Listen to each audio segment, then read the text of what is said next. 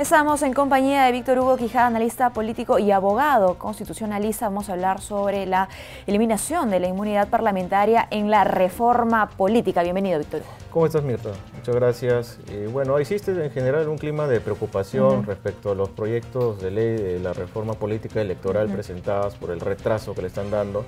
Específicamente el tema de la inmunidad parlamentaria, que es el proyecto 4192, recién ha sido puesto en agenda para ser debatido el 18 de junio.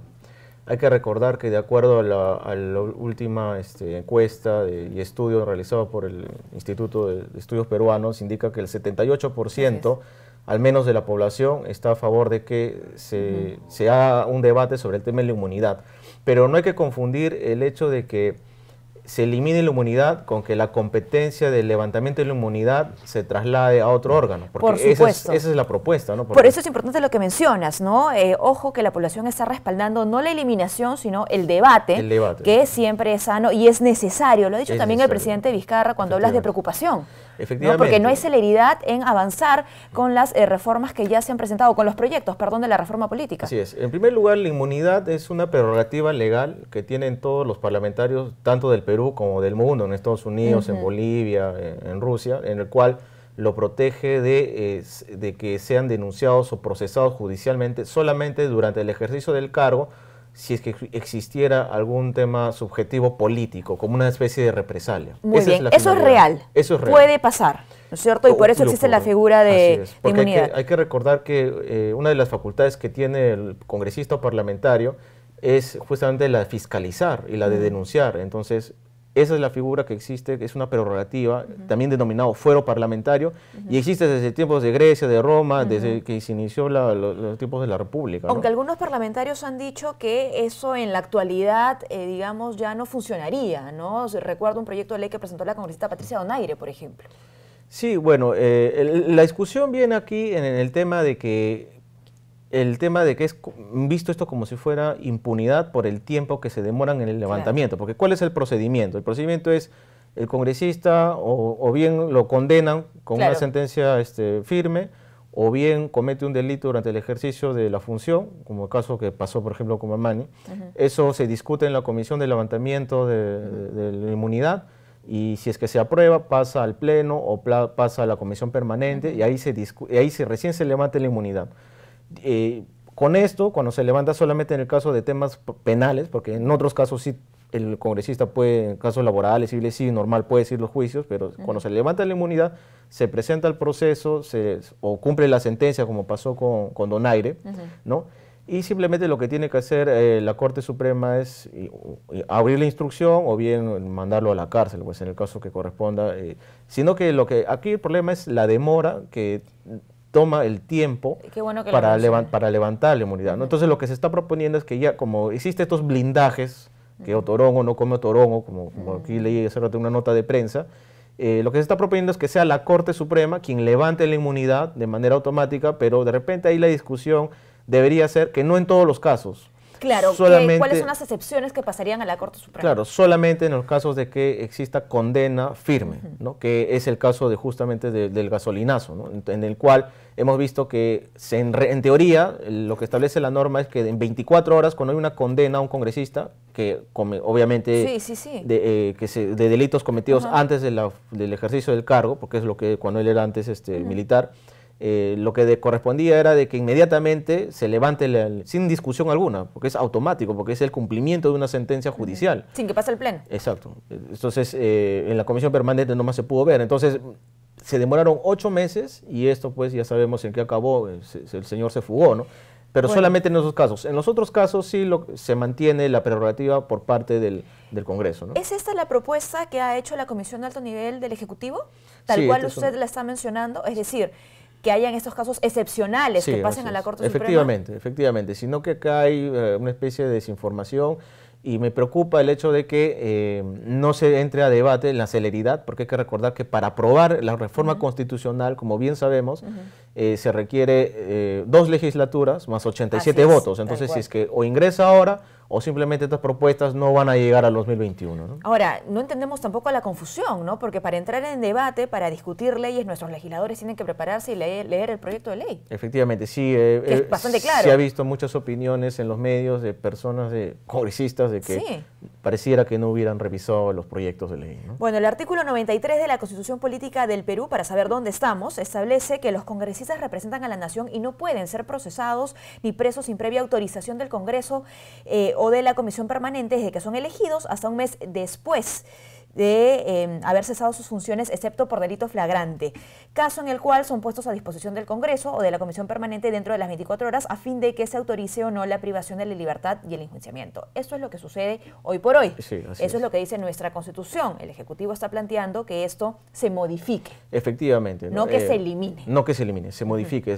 Como te digo, la inmunidad es una prerrogativa que existe desde toda la historia de la República del Perú y existe en todo el mundo, sino que lo que se ha estado haciendo es hacer un uso indebido, irregular, antiético de esta prerrogativa para blindar, y es visto como impunidad, y además también implica la reforma del artículo 16 del reglamento, ¿no? Que va de la mano con el artículo 93 de la Constitución. Cuando algo no funciona no tiene que necesariamente ser eliminado. No, ¿cierto? En este caso hay que revisar por qué no está funcionando como debería y por qué tenemos que hablar los peruanos sobre blindaje, que es una palabra tan terrible, ¿no? Para nuestra democracia. Así es, lo que se está proponiendo no es la eliminación de la inmunidad, sino que específicamente para casos de delitos firmes, condenas firmes, como es el caso de Donaire y como otros casos más, es que se le levante automáticamente la inmunidad, y esto es una prerrogativa de la Corte Suprema. Y tiene sentido porque hay que recordar que se le estaría de alguna manera quitando una facultad de la coerte, o que es la facultad que tiene el Poder Judicial respecto a las sentencias, ¿no? Entonces lo que se está haciendo simplemente es que se cumpla la sentencia, pero en los casos, en otros tipos de casos, en comisiones de delitos durante el ejercicio de función, sí se mantiene la inmunidad, pero también debería ser importante el hecho de que se reglamente o se mejore el tema de los plazos respecto a y el tratamiento legal que debería tener en la misma comisión, ¿no? Ese es un escenario que también los ciudadanos tenemos que tener claros, ¿no? ¿Qué pasa cuando el delito se cometió antes de ser elegido congresista o durante la gestión? Sí, si es que se comete durante la gestión, simplemente la inmunidad protege al parlamentario de que no lo procesen, no lo investiguen. Pero esto se queda en pausa.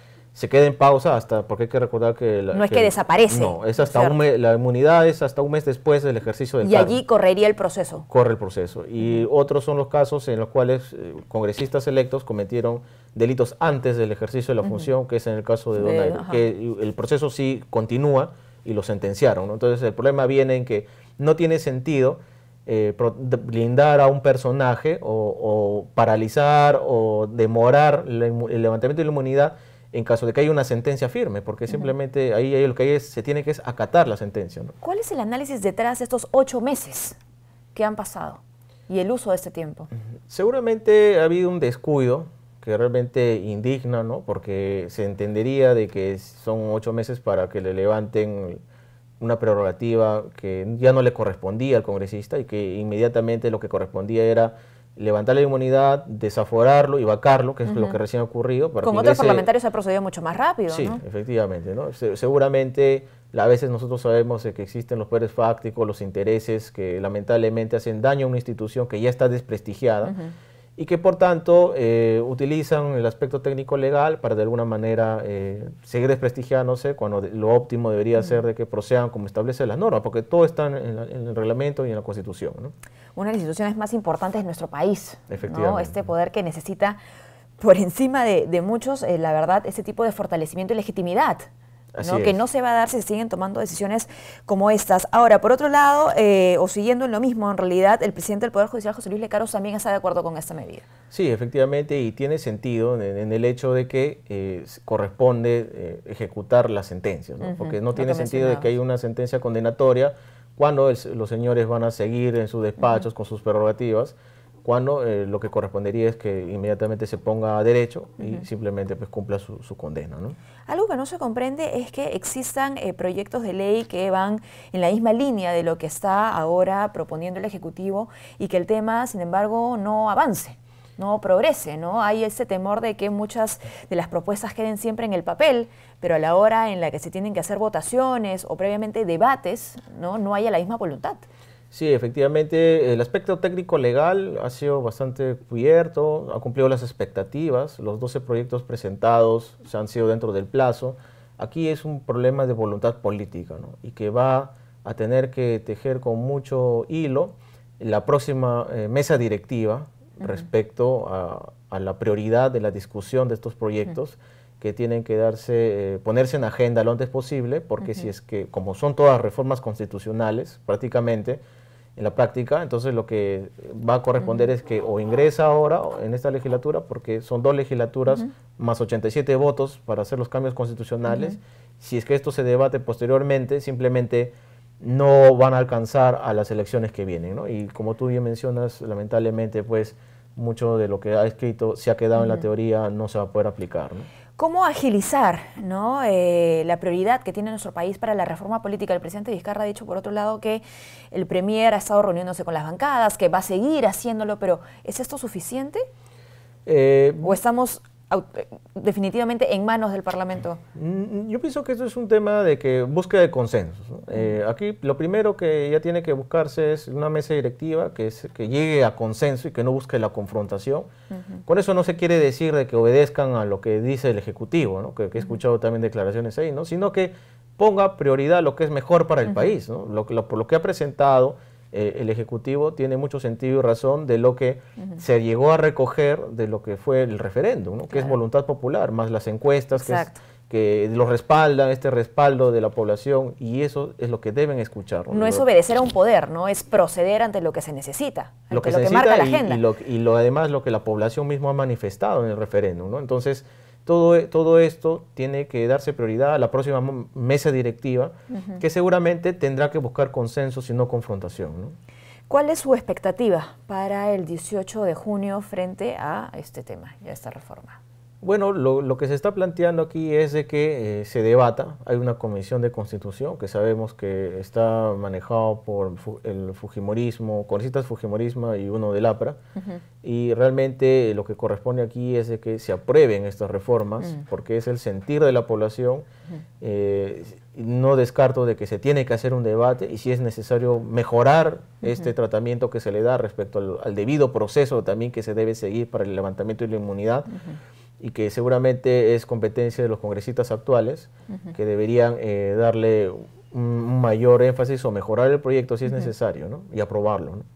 Luego de meses de bastante tareas, hay que decir, ¿qué es lo que tiene pendiente el ciudadano, ¿no?, que hemos aclamado tanto por esta reforma política?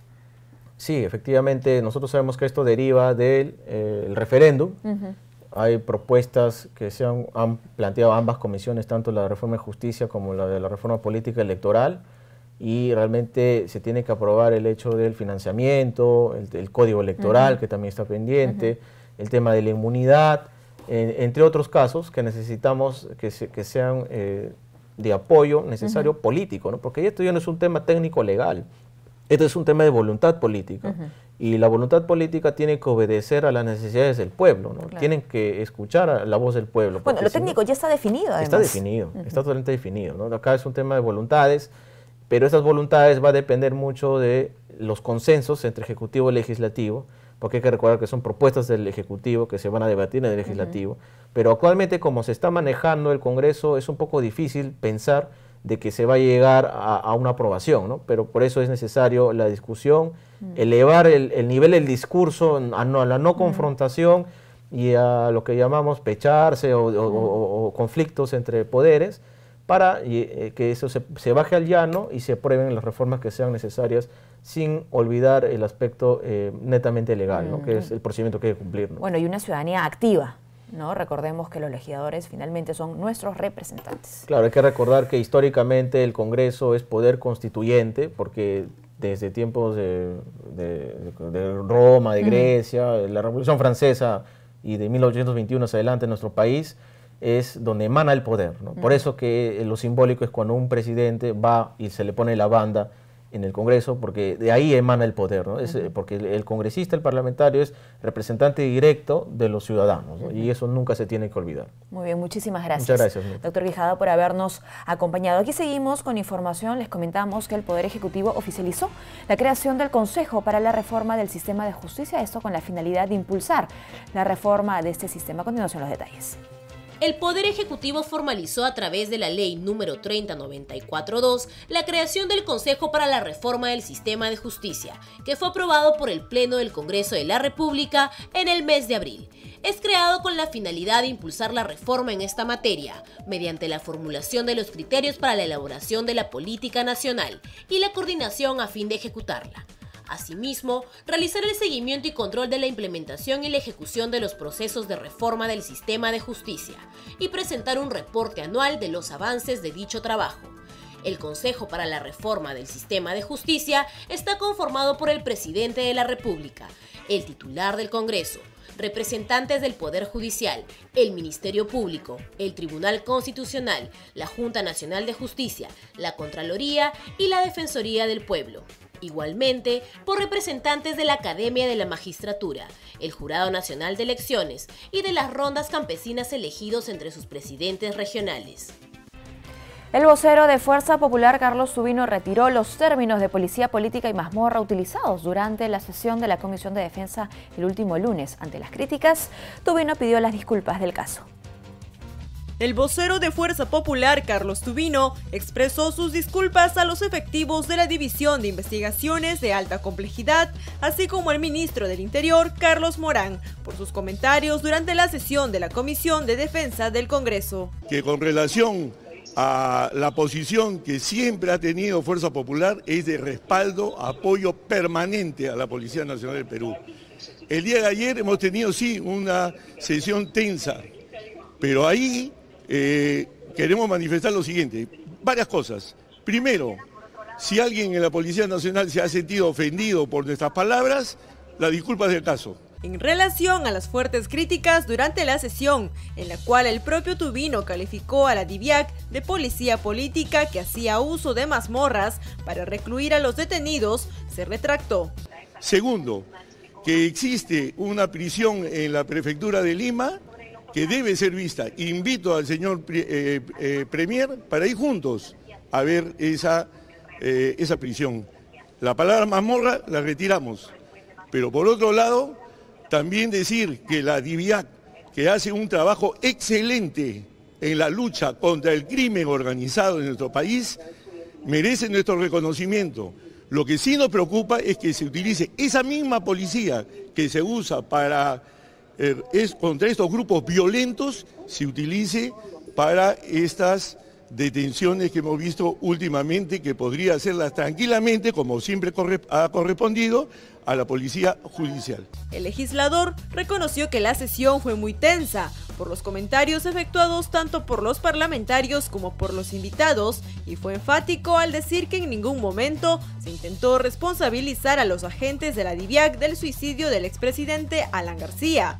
Asimismo, precisó que en ningún momento Fuerza Popular está en una posición de no respetar a la Policía Nacional del Perú. La Superintendencia Nacional de Educación Superior Universitaria se pronunció sobre la reunión con el congresista Richard Acuña, afirmando que fue de carácter técnico. Además, indicó que no participó ningún alto funcionario de dicha institución. La Oficina de Comunicaciones de la Superintendencia Nacional de Educación Superior Universitaria indicó, tras la denuncia contra el congresista Richard Acuña, que él mantuvo una reunión con funcionarios de dicha institución con carácter estrictamente técnico. La SUNEDU señala que extendió una invitación institucional a la universidad a fin de dar a los representantes las observaciones que mantienen su proceso de licenciamiento, el mismo que se encuentra en curso. Además, descartaron la presencia de altos funcionarios en dicha reunión e indicaron que participó un equipo de 11 personas de la superintendencia y 13 representantes de la mencionada universidad. Como se recuerda, la fiscal de la Nación, Zoraida Ábalos, dispuso abrir una investigación preliminar por 60 días contra Acuña Núñez por la presunta comisión del delito de patrocinio ilegal. El exfuncionario del gobierno regional de Moquegua, Adolfo Ceballos Hernández, junto a su esposa fueron sentenciados por el Poder Judicial por el presunto delito de estafa. El exfuncionario Adolfo Ceballos Hernández, quien ocupó el cargo de subgerente de acondicionamiento territorial del gobierno regional de Moquegua en el segundo periodo de Jaime Rodríguez, exgobernador investigado por irregularidades, fue sentenciado por el primer juzgado unipersonal a 4 años y 8 meses de prisión efectiva por el delito de estafa agravada y falsificación de documentos. El fiscal Nelson Linares, en su investigación, estableció que el exfuncionario y su esposa habrían estafado a las empresas Construcer SAC y Nélida Johanny Raíces, ambas propiedad de la empresaria colombiana Claudia Flores Londoño, hasta por un monto de 370.000 soles.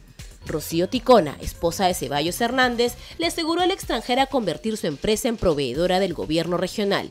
Por ello, le exigía dinero para los gastos y trámites, para los que la empresaria hizo varios depósitos bancarios. Tras la denuncia, la esposa del exfuncionario aceptó los cargos y se acogió al recurso de terminación anticipada, siendo sentenciada a 3 años de pena suspendida y pago de reparación civil. La pareja ha sido denunciada de encabezar una red de estafadores en la región Moquegua. Estos operaban haciéndoles creer a sus víctimas el hacer negocios como proveedores de servicios a diferentes entidades del Estado y empresas privadas, bajo la modalidad de depósitos en cuentas bancarias. La Organización Internacional del Trabajo asignará un presupuesto para ayudar a migrantes venezolanos a que conformen sus propias empresas, esto dentro del marco de la promoción de integración socioeconómica. Un presupuesto de $2 millones será asignado para programas empresariales y sociales por parte de la Organización Internacional del Trabajo, la cual iniciará una serie de intervenciones para promover la integración socioeconómica de los migrantes venezolanos en Perú, Ecuador y Colombia.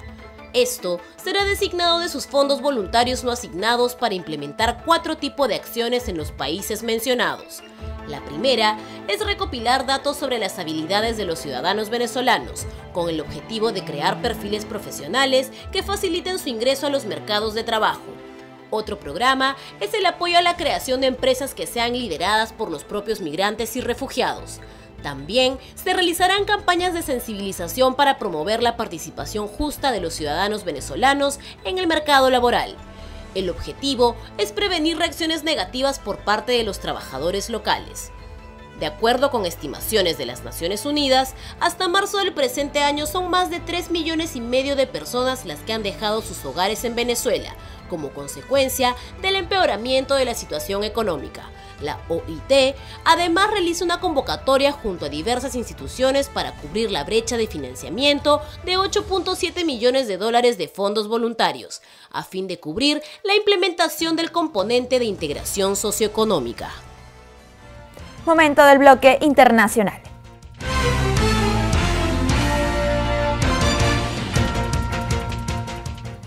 El presidente interino de Venezuela, Juan Guaidó, asegura que están muy cerca de lograr el cambio en Venezuela. Además, señaló que el alzamiento militar reveló una fractura en el gobierno de Maduro, por lo que seguirá con las marchas y más acciones para recuperar la democracia en su país. El líder opositor, Juan Guaidó, aseguró que el alzamiento militar de la semana pasada en Venezuela reveló una fractura en la Fuerza Armada que tiene al borde del colapso al gobierno de Nicolás Maduro. Asimismo, Guaidó señaló que el dictador se encuentra cada vez más débil. Además, considera que Maduro ya no confía en su alto mando ni en su entorno. Guaidó, reconocido por más de 50 países como presidente interino, remarcó que no solamente van a anunciar más marchas, sino también paros escalonados y huelgas, con el fin de vencer el miedo. Por otro lado, el vicepresidente de Estados Unidos, Mike Pence, anunció que ofrecerá nuevos incentivos a los militares de Venezuela con el fin de que den la espalda al presidente Nicolás Maduro, en respuesta a un alzamiento que fracasó la semana pasada. Estados Unidos desplegará un buque hospital de la Marina en junio a Latinoamérica y el Caribe para aliviar el impacto de la crisis de Venezuela.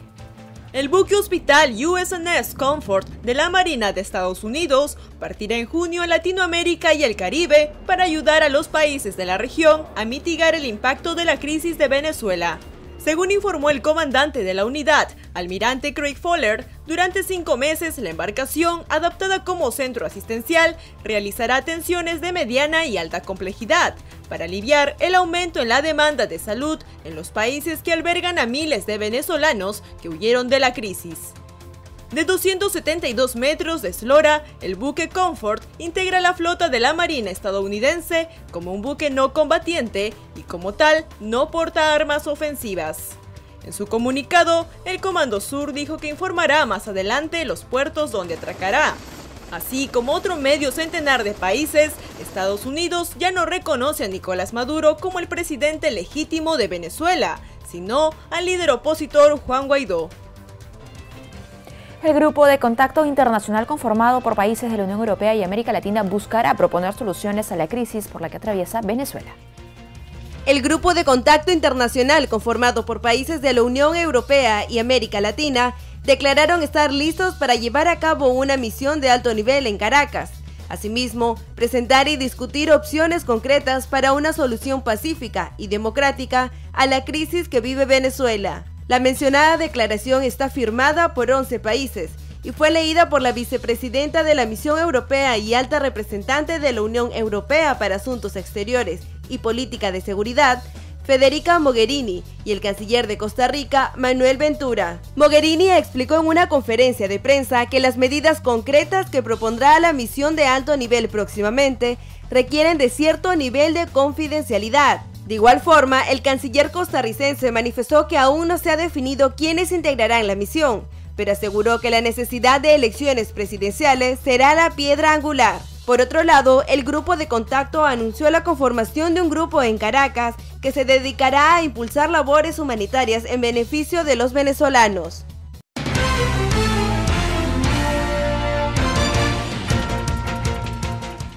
Hasta aquí con las informaciones. Como sabe, puede visitarnos en nuestra página web y seguirnos en nuestras cuentas de redes sociales en Facebook y Twitter. Nos despedimos con imágenes de Pachacamac. Muchísimas gracias por su compañía. Permiso.